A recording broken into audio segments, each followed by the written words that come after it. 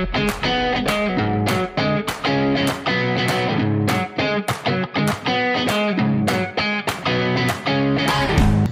araw sa inyong lahat. Sa video na ito ay aking ipapakita sa inyo ang aking ginawang kagamitang panturo na konvensyonal at non-konvensyonal. Mauna tayo sa motibasyon. Konvensyonal. So,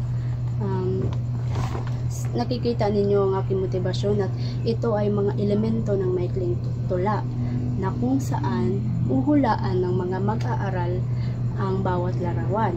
Kagaya na lang naman lamang nito.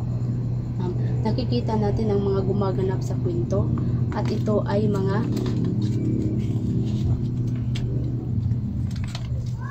tauhan na kung saan huhulaan nila. Pangalawa naman ay kung saan ginaganap ang kwento. Ito ay tagpuan. At sa pangatlo naman ay ito ang pagkasunod-sunod na pangyayari sa kwento. At ito ay hulaan nila na banghay.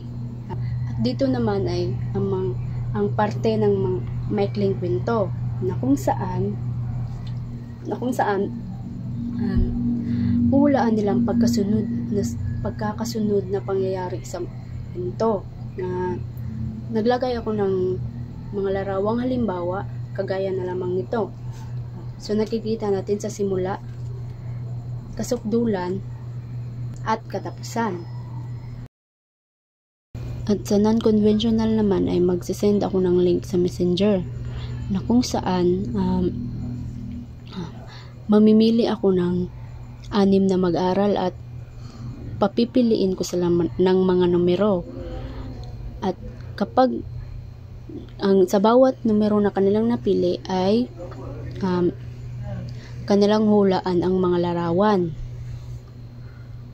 Kagaya na lamang ng halimbawa.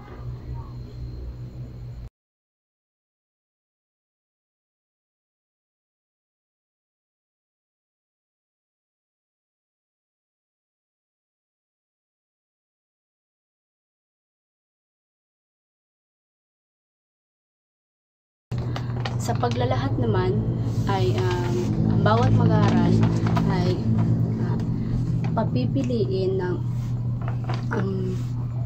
mga damdamin.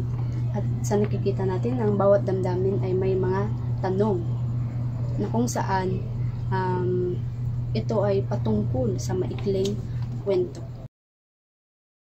Sa non-conventional naman ay ang mga mag-aaral ay papipiliin ng mga damdamin na kung saan ang bawat damdamin ay may mga katanungan patungkol sa maikling kwento.